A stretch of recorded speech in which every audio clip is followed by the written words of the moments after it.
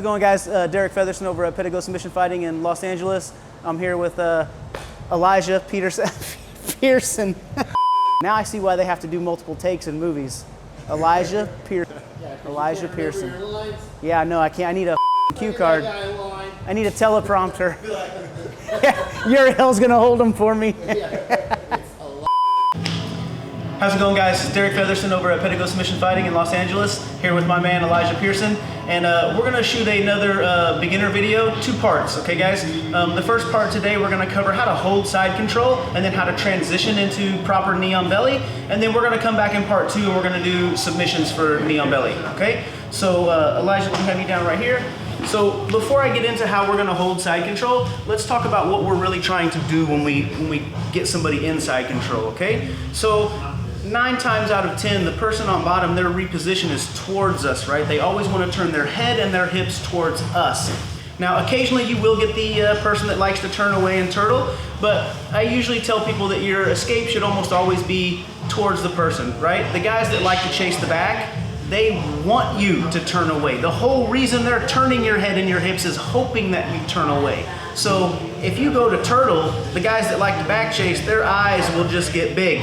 Okay, because that's the prize for them, okay? So we don't really want to turn away. I'm not a huge fan of turtle. I realize there's people that are good at it, but, okay? So let's start with how we're gonna control his body. If you guys have never heard the phrase, where the head goes, the body follows, it's absolutely true, okay? So look, if I just turn Elijah's head this way away from me with my palm and lean on it, now obviously when we do the move, I'm not gonna use my palm, right?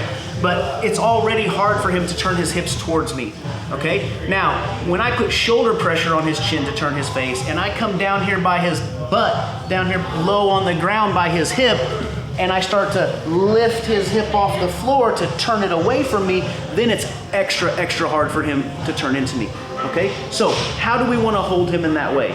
So most people are used to getting into side control here, right? Okay? So, and remember guys, there is more than one way to hold side control, okay? A lot of people like to cup the shoulder here and then close they get a hold of this material here and then they close their elbow to kind of bend the spine.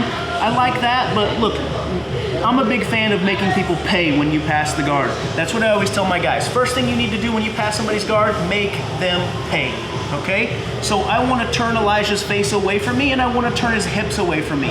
But look, so many people still keep this grip up here on the shoulder to try to smash the face. So when I go to smash his face, what am I doing with my body? My butt is coming off of my heels and my chest is coming higher and higher over his. Now, that's not a perfect position for him, but he can roll me there, okay? He does have more space to move when my butt's up off my heels like that, okay? So what do I want to do to keep my butt low and still keep pressure on him?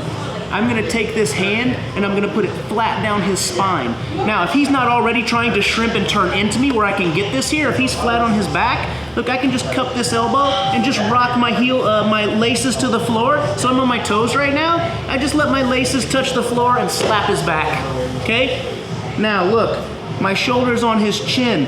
I'm gonna come over here and cover the hip down low by his butt, like I said, so I can lift it. That's gonna kill his leg. He cannot get his knee back between us, okay? And now look, when I put the pressure on his shoulder, remember earlier I was doing this, right? I was leaning, my butt was coming off. I want you guys to pay close attention to my hips and my knees, okay? I'm just gonna turn my hips, okay? Now look, my chest is still below his center line. I'm not up over the top of him, I'm way down here. But my knees are not touching the floor. All my weight's on him. His life sucks right now, okay? And again, I'm gonna have a hold of this hip and I'm gonna be lifting it, okay? So this is gonna kill his reposition. It's also gonna make him wish that he had not let us pass his guard, okay? So, that's how I like to hold side control, okay? So after I smash him up a little bit and let him fight and get a little worn out, okay, which doesn't take long, seems like it's an hour, but it takes about 10, 15 seconds, okay? When we transition to knee on belly, okay, we're here, I'm smashing him, right? Okay, I'm gonna come back to your normal side control. I get my knee under his elbow, I get my other knee up against his hip, okay? I can switch this grip now to just thumb in, like you guys are probably all used to, right? Where I can put my fist on the floor. This hand is gonna come grab the hip on top. But look, this is a huge detail for you guys, okay? A lot of people lose their control right here because Elijah's hip bone is right here, okay?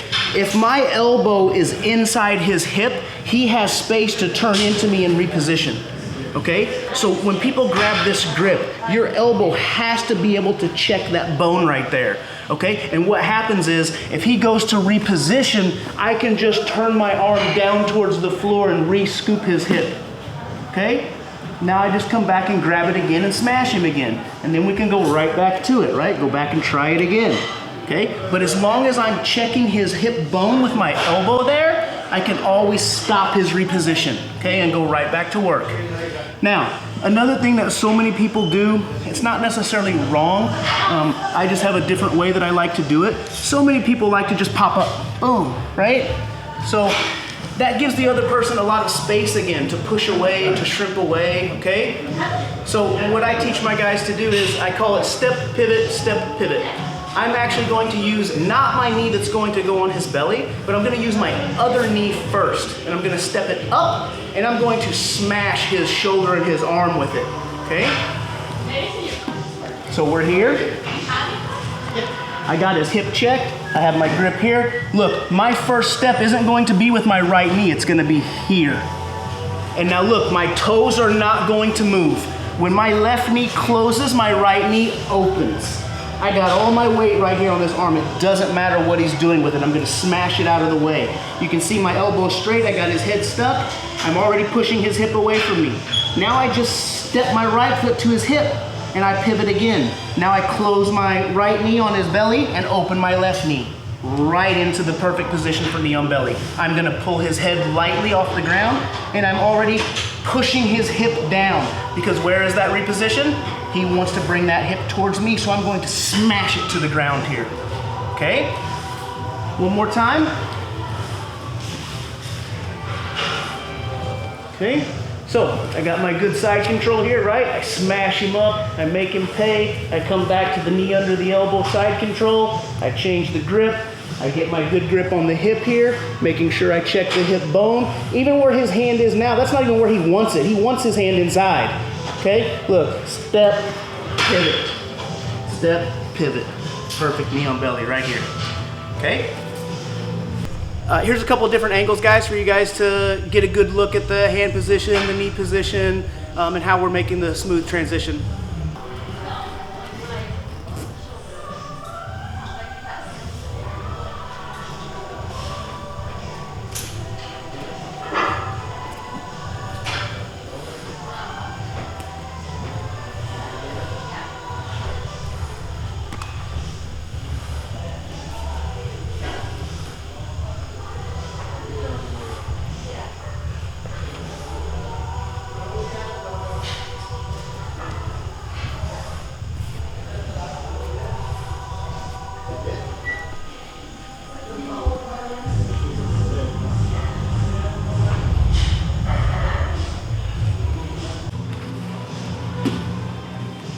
So that's how we teach our guys to hold side control, as well as how to transition onto knee on, to a good knee on belly, okay?